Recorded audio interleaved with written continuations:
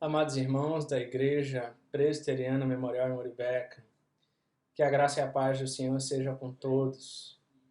É um grande privilégio, meus irmãos, poder mais uma vez expor a palavra do nosso bom Deus. E eu gostaria de convidar você a abrir a sua Bíblia comigo, você que está em sua casa, com sua família, no Salmo de número 4. Será a nossa meditação de hoje. Abra comigo a sua Bíblia, Salmo de número 4.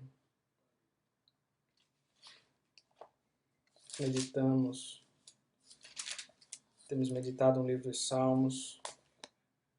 Eu te convido, o Salmo de número 4, diz assim a palavra do Senhor. Responde-me quando clamo, ó Deus da minha justiça. Na angústia me tens aliviado.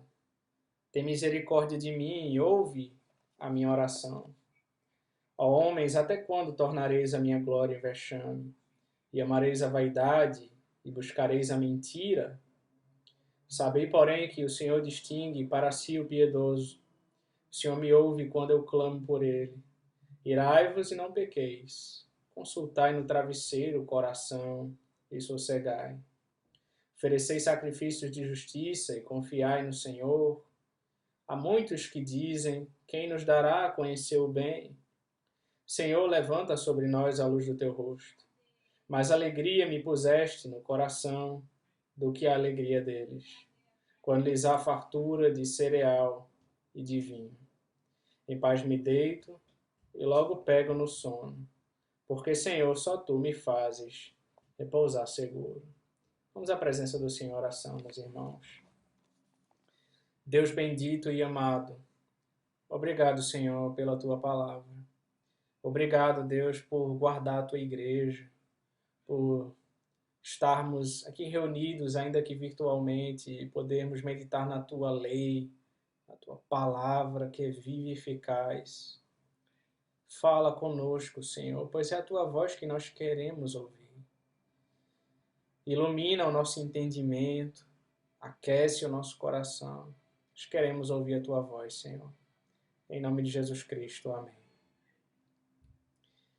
Assim com as ideias compostas, tranquilas, entrego-me ao sono que dás.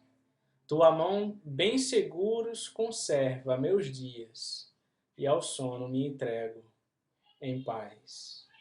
Essas palavras poéticas foram escritas por Charles Haddon Spurgeon a respeito desse salmo.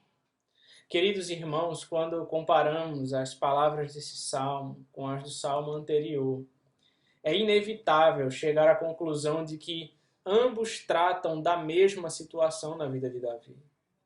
Você vai perceber que em ambos os salmos ele se refere a seus muitos adversários, à sua angústia, à sua glória, ao seu clamor, ao deitar-se, ao dormir. A diferença é que o Salmo 3 é um salmo matutino, enquanto o Salmo 4 é um salmo vespertino. O Salmo 3 é a oração da manhã, o Salmo 4, Davi ora ao anoitecer. E o contexto histórico, irmãos, encontra-se na introdução do Salmo 3. Davi fugindo de seu filho Absalão. Interessante que essa palavra no hebraico, Absalom, significa o pai da paz. Agora entra em guerra contra o próprio pai. E você deve lembrar 2 Samuel 15. Davi precisa fugir às pressas do palácio, na calada da noite. Diz o texto que ele subia ao Monte das Oliveiras, chorando bastante, com a cabeça coberta e com os pés descalços, pois o seu próprio filho queria o seu trono e colocou todos em Israel contra ele. Mas é interessante, irmãos, como Davi podia transformar a sua aflição em cântico para a glória de Deus. Aqui o mestre de canto é mencionado pela primeira vez no Saltério e volta a aparecer no título de 53 salmos. Ele era o ministro do louvor e o responsável por guardar os salmos sagrados do tabernáculo e do templo. O termo hebraico neginof significa acompanhado por instrumentos de corda e se refere à harpa e à lira. Deus nos ensina, irmãos, através deste salmo, qual deve ser a nossa atitude em tempos de crise? Em primeiro lugar, olhe para o Senhor. Veja comigo o verso 1. Responde-me quando clamo, ó Deus da minha justiça. Na angústia me tens aliviado. Tem misericórdia de mim e ouve a minha oração. O imperativo ouve é um clamor ardente e aflito, que significa responde-me. Davi orou pedindo socorro de Deus e esperava uma resposta. Você vê essa mesma atitude também em outros salmos, Salmo 18, verso 6. Na minha angústia invoquei o Senhor, gritei por socorro ao meu Deus. Ele do seu templo ouviu a minha voz e o meu clamor lhe penetrou os ouvidos. O Salmo 50, verso 15 diz: invoca-me no dia da angústia, eu te livrarei e tu me glorificarás. O Salmo 145, verso 18 diz que perto está o Senhor de todos os que o invocam, de todos os que o invocam em verdade. Ele acode à vontade dos que o temem, atende-lhes o clamor e o salva. Quando Davi ainda era jovem, irmãos, e enfrentou o exílio, ele tinha consigo um sacerdote para consultar o Urim e o Tumim e descobrir a vontade de Deus, mas não na rebelião de Absalão. Quem sabe hoje você está sozinho, você não tem ninguém, mas você tem a Deus. Clame a Ele. Responde-me quando clamo, ó Deus da minha justiça. A expressão Deus da minha justiça indica não apenas que Deus é justo e fará o que é melhor, mas também que a justiça do rei é proveniente de Deus e, portanto, Deus deve justificá-lo. Por certo, Davi estava sendo disciplinado por sua desobediência, mas Deus havia perdoado seus pecados. Deus havia chamado Davi para ser rei e somente Deus podia justificá-lo. Davi lembra o Senhor do livramento que lhe concedeu em várias ocasiões do passado. Por isso ele diz, na angústia me tens aliviado. Por isso ele crê que Deus pode livrá-lo de novo. Será que você consegue se lembrar de todas as vezes que Deus já te livrou no passado? Tenha fé, meu irmão. Deus pode te dar vitória de novo. O termo angústia refere-se a uma situação sem saída. Está encurralado num lugar apertado. Mas Deus o tem aliviado. Ou colocado num lugar espaçoso. É essa a sensação de alívio. Por isso que Davi disse no Salmo 18, verso 19, trouxe-me para um lugar espaçoso, livrou-me, porque ele se agradou de mim. Alargaste sobre meus passos o caminho e meus pés não vacilaram, ele diz no verso 36. No Salmo 25, 17, ele disse, alivia-me as tribulações do coração, tira-me das minhas angústias. Davi sabe que não merece ajuda alguma do Senhor, mas ora com base na misericórdia e no favor de Deus. Ele disse, tem misericórdia de mim e ouve a minha oração. Em sua graça, o Senhor nos dá aquilo que não merecemos. E em sua misericórdia, não nos dá aquilo que merecemos. Davi merecia o aperto, mas Deus trouxe alívio para sua alma. Em segundo lugar, irmãos, confronte o inimigo. Os versos 2 e 3 diz, ó homens, até quando tornareis a minha glória em vexame, e amareis a vaidade, buscareis a mentira? Sabei, porém, que o Senhor distingue para si o piedoso, o Senhor me ouve quando eu clamo por ele. Veja, Davi não estava presente quando a revolta ocorreu, mas falava aqueles que se voltaram contra ele, declarando Absalão rei. O termo homens refere-se exatamente aos líderes corrompidos por Absalão e que com ele fizeram o povo se desviar. Davi entendia o seu raciocínio e sabia como Absalão os enganara. No Salmo 3, nós vemos que Davi entendia que não possuía glória alguma em si mesmo, pois toda a glória provém do Senhor. Ele disse, o Senhor é a minha glória. Mas a multidão entusiasmada seguia a vaidade e pagaria caro por seus pecados. Quando seguimos coisas vãs, irmãos, e acreditamos em mentiras, sempre acabamos nos perdendo. Por isso, muito cuidado com aquilo que você ouve. O povo não está apenas depondo um rei, mas também lutando contra o Senhor Jeová, que colocou Davi no trono. Por certo, Absalão não é um homem de Deus, e também não foi escolhido por Deus para governar sobre Israel. Na verdade, após darem ouvidos às bajulações de Absalão e às suas promessas enganosas, os rebeldes passaram a seguir um falso Deus, de 2 Samuel 15. Veja que Davi não tentou entrar em acordo com os rebeldes. Ele sabia quem eram e os exortou. Mas veja, mesmo que uma multidão torne a sua glória em vexame, profiram mentiras e coloquem o seu nome na lama, ele diz no verso 3, sabei, porém, que o Senhor distingue para si o piedoso. Opiniões são importantes, irmãos. Mas certa feita, alguém muito sábio disse, sabe qual é a opinião mais importante para a sua vida? A opinião de Jesus. Porque Ele conhece você. Ele sabe verdadeiramente quem você é. E Ele guarda aqueles que são seus.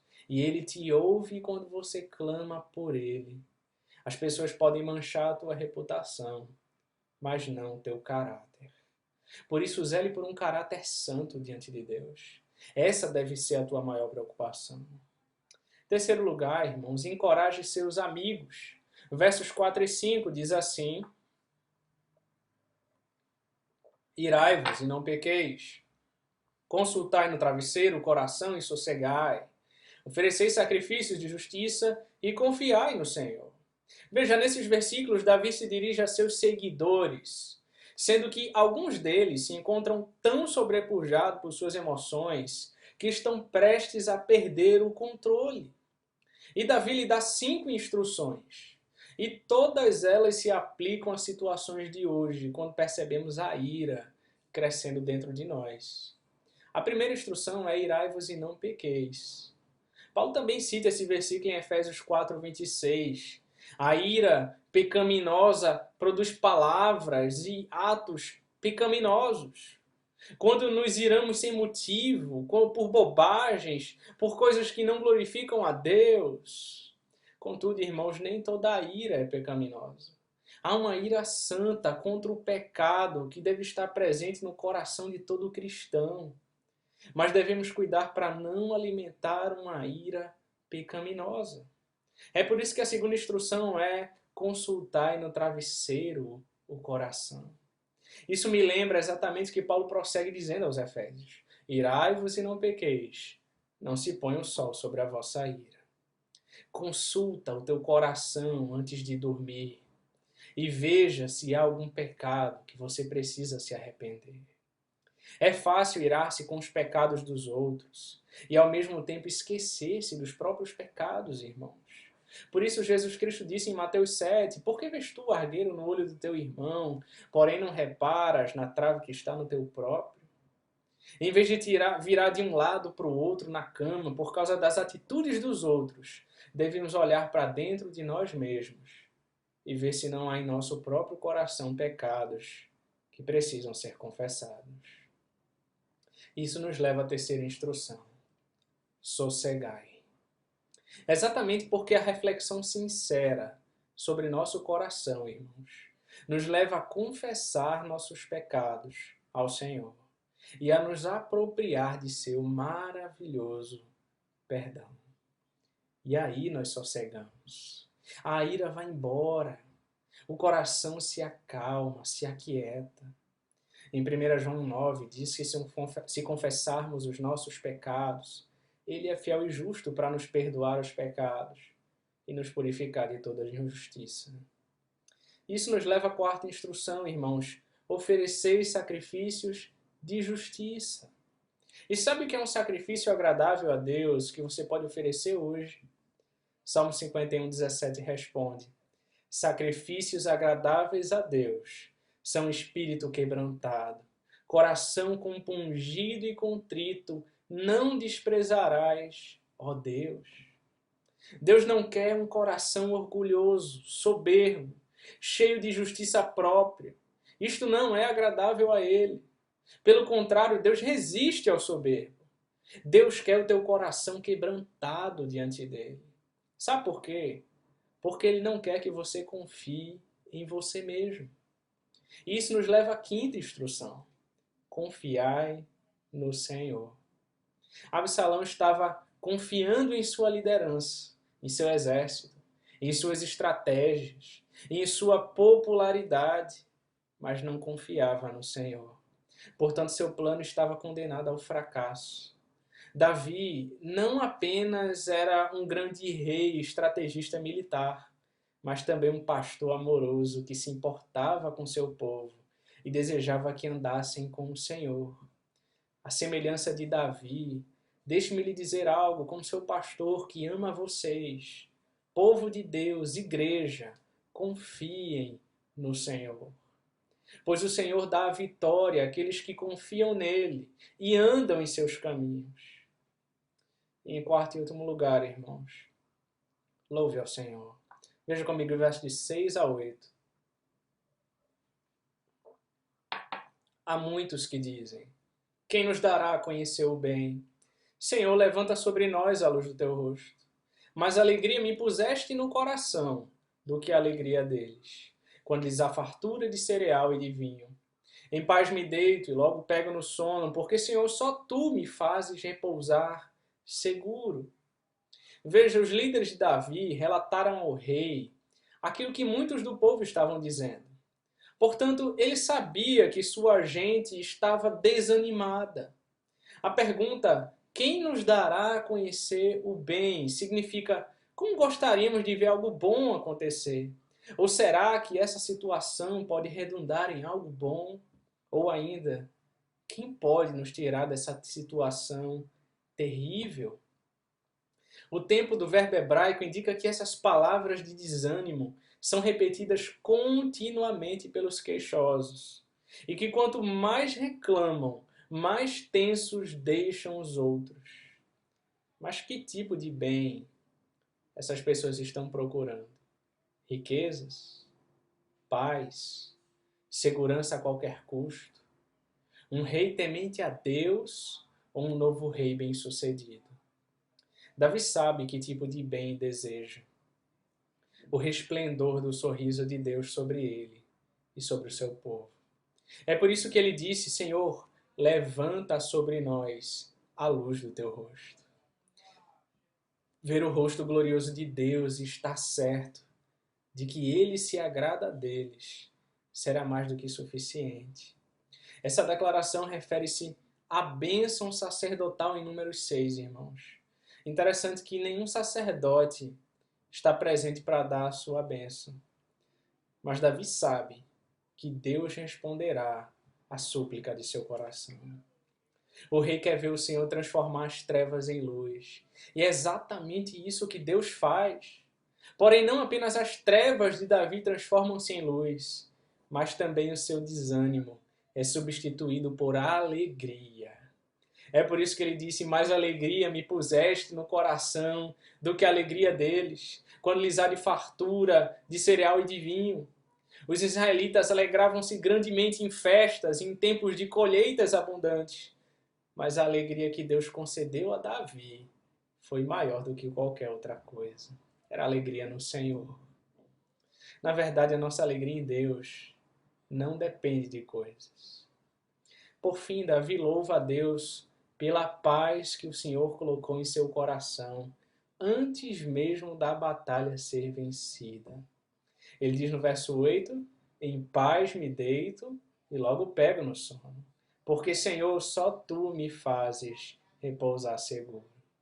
Davi descansa no Senhor, porque sabia que Deus era o seu escudo. O termo hebraico para paz, shalom, significa muito mais do que a ausência de conflitos. Dá a ideia de adequação, de confiança e plenitude de vida. Certamente o Senhor estava lembrando a Davi, Deuteronômio 33:12. O amado do Senhor habitará seguro com ele.